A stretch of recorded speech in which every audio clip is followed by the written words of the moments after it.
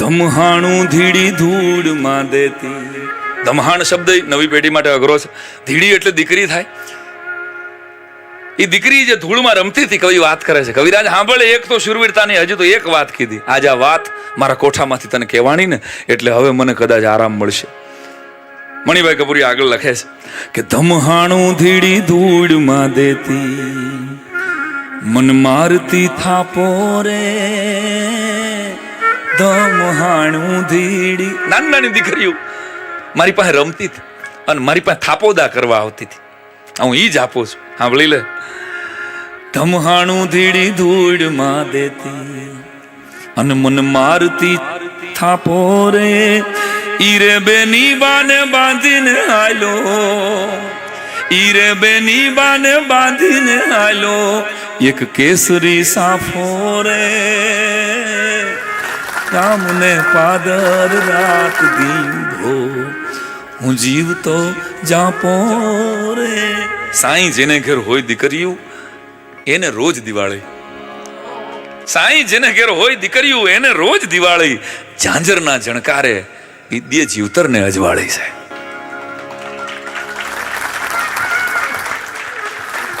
घर में रहते हुए गैरों की तरह रहती. દીકરી માટે મુનવ્વર રાણા લખે છે, घर में रहते हुए गैरों की तरह रहती है, बेटियां धान के पेड़ों की तरह रहती है. घर में रहते हुए गैरों की तरह रहती है, बेटियां धान के पेड़ों की तरह रहती है. उड़ के एक रोज बहुत दूर चली जाती है, उड़ के एक रोज बहुत दूर चली जाती है. घर की शाखों में ये चिड़ियों की तरह रहती है, घर की शाखों में चिड़ियों की तरह रहती है. साહેબ ગુણવંત શાહ એમ લખે, આપણા આદરણીય લેખક, કે પારણું જ્યારે પુખ્ત વયનું થાય છે ને ત્યારે હિંચકો થાય છે. બહુ નાની વાત છે પણ મને બહુ ગમે. પારણું જ્યારે પુખ્ત વયનું થાય ત્યારે હિંચકો થાય છે. એટલે યાદ રાખજો, દીકરી છે ને પ્રેમનું પારણું છે. માં છે ને સમર્પણનો હિંચકો છે અને બાપ છે ને ત્યાગનો અરીસો છે. દોસ્ત, એથી આગળ કહું તો માને તમે મમતાની મૂર્તિ કહેતા હો, તો હું બાપને પિતાને વાત્સલ્યની મૂર્તિ કહું છું અને દીકરીને દયાની મૂર્તિ કહું છું. સાહેબ ફોસ્ટર વુડ નામનો અંગ્રેજ લેખક એમ કહે કે લગ્નની સફળતા માટે યોગ્ય પાત્ર શોધવામાં લગ્નની સફળતા નથી. કોઈ એમ કહેતું હોય કે મને સારું યોગ્ય પાત્ર મળી ગયું એટલે ના. લગ્નની સફળતા યોગ્ય પાત્ર ગોતવામાં નથી, પણ જિંદગીભર આજીવન કોઈને માટે યોગ્ય થવામાં લગ્નની સફળતા છે.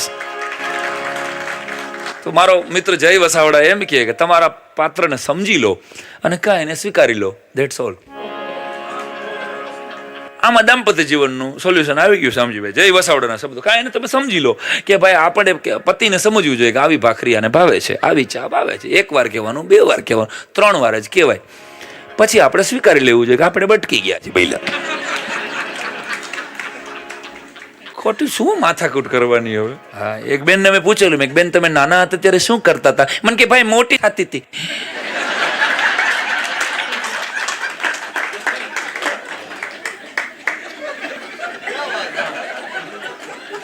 જીતુભાઈ મોટી થતી હતી. એક બેન ને 20 જ વાળ હતા માથે. કેટલા? જોરથી બોલો. 20 જ વાળ, ખાલી 20 જ વાળ. અને તોય બેન, અમુક લોકો છે ને મોળા જ ન પડે. તમે જુઓ. અને આ શીખવા જેવું છે. તમારો દુશ્મન દુખી થતો હોય ને તો 3 વાર બૂટ પોલિશ કરાવવું. અને ભાઈ બેન ગયા બ્યુટી પાર્લરમાં, વાણંદને કીધું, એટલે વાણંદ 100 દાંત આવે ને 20 વાળ છે, અરે શું કરવું આમાં? એટલે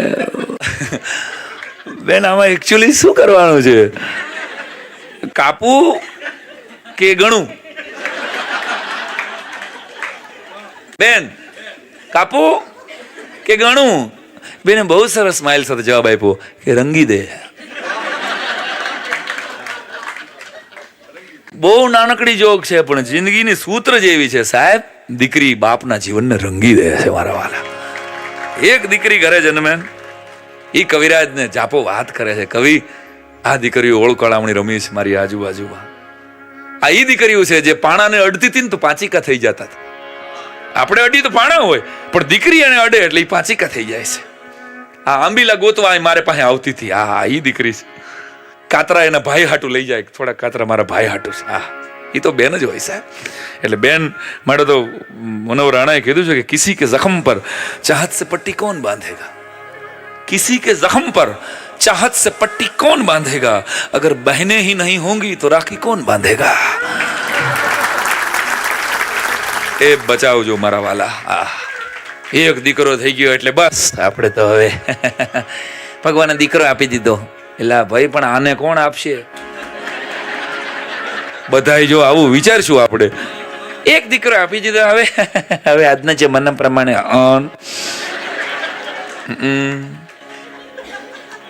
દીકરી બચાવવો એ સરકારનો એજન્ડા નથી સાહેબ, સમાજનો ને સંવેદનાનો એજન્ડા છે. ફરી આ બોર્ડ મારવાથી દીકરી નહીં બચે, કારણ કે આ આપણે બધાએ સમજવું પડે એવી વાત છે. એટલે ફરી ફરીને કહું છું, એ દીકરી છે ને, એ તો 12 માસ વરસતું સ્નેહનું ચોમાસું છે દોસ્ત. દીકરી તો બાપના જીવનની આજીવન વસંત છે મારા વાલા. નરસૈયાની કુંવરબાઈને યાદ કરો, ઇતિહાસ સાક્ષી પૂરે છે. આપણે કોચમેન અલી ડોસાની મરિયમ યાદ છે કોઈને? આહા, કે ઓલા કાબુલી વાલાની મિની જો યાદ હોય તો. હું અણમોલ દીકરીઓને જરાક આમ હાસ્યમાં ધકેલાઈ ગયેલી એક એવી દીકરી જેને ઓળખવામાં આપણે બધા ટોટલ ફેલ, 10 માંથી 2 માર્કે ન આવે, સરદાર પટેલની મણીબેન. મારો બાપ 33 વર્ષે સાહેબ ગર્ભંગ થાય તેથી 4 વર્ષની મણીબેન હતી ને, એ ડાયાભાઈ ને કાખમાં તેડે અને બાપ મણીબેનની સામે જોઈને નક્કી કરેલું કે જિંદગીમાં બીજા લગ્ન નહીં કરું સાહેબ. ધીકતી વકીલાત હાલતી હોય, ઇંગ્લેન્ડમાં જે ભણીને આવ્યો હોય, એ સરદાર વલ્લભભાઈ પટેલ 33 વર્ષે ગર્ભંગ થાય છે અને ત્યાર પછી 75 વર્ષ જીવે છે. 42 વર્ષના એના જાહેર જીવનમાં હિન્દુસ્તાનની એક પણ સ્ત્રી આંગળી ઊંચી કરી શકે ને એવો ચારિત્ર્યમાં ડાઘ નહોતો સાહેબ, એટલે લોખંડી પુરુષ કહેવાય.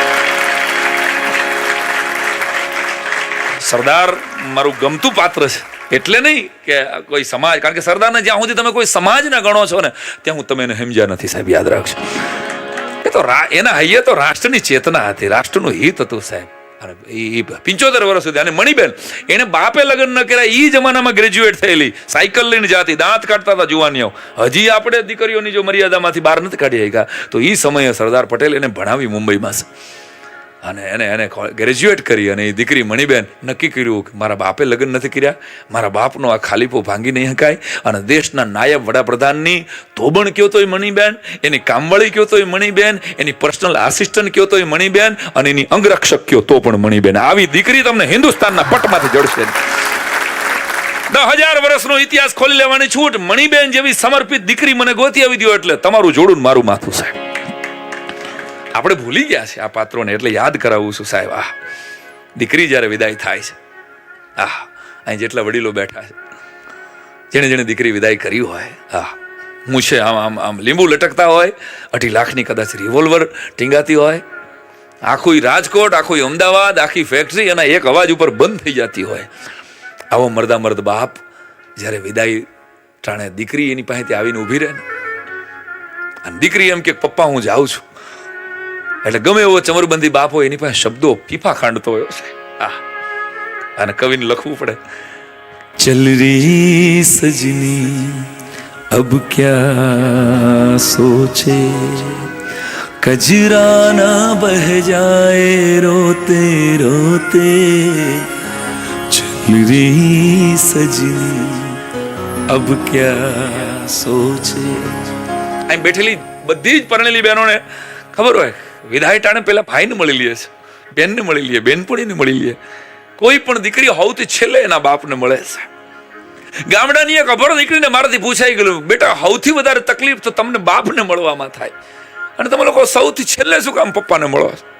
તેથી અભણ દીકરીએ શૈલેષભાઈ મને જવાબ આપેલો, મને કે ભાઈ આ દેશની બધી દીકરીઓ સૌથી છેલ્લે એના બાપને એટલે મળે છે કે એને ખબર છે કે એના બાપને મળ્યા પછી બીજા કોઈને મળ્યા જેવી નહીં હોય.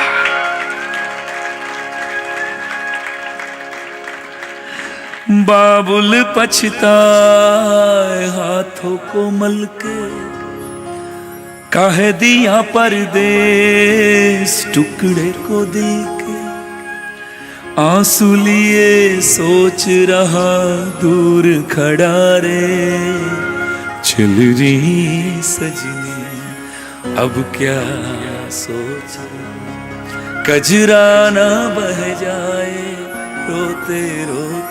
પપ્પા હું જાઉં છું, આટલા શબ્દ જે દીકરીના મોઢામાંથી નીકળે ને ત્યાં તો ઢગલો થઈ ગયો હોય સાહેબ. પાનખર જેમ વડલો પોતાના પાંદડા ખરી નાખે એમાં તેવડ ન હોય, આખા ગામને ઊભું રાખી દે એવો મર્દ માણસ.